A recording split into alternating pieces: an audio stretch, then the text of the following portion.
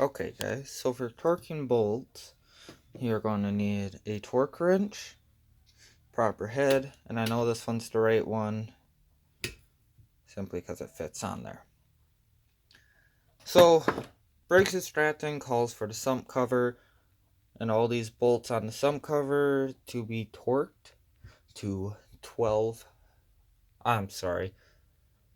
10 foot-pounds. So the way we do that, we take our torque wrench, loosen the screw at the base, and then we have the number 10 right here. I'm just gonna turn it up to 10. Here we've hit 10.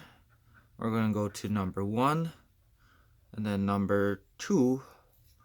Line up our marks, tighten our set screw down.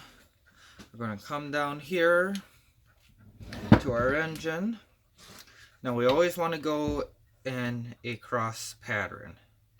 I'm gonna start right here.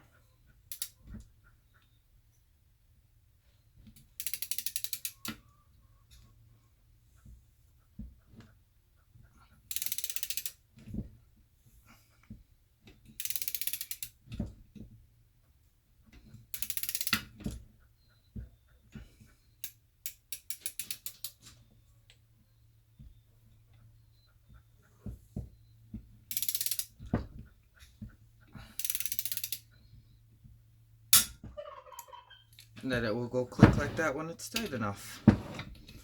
Then we come down to this one.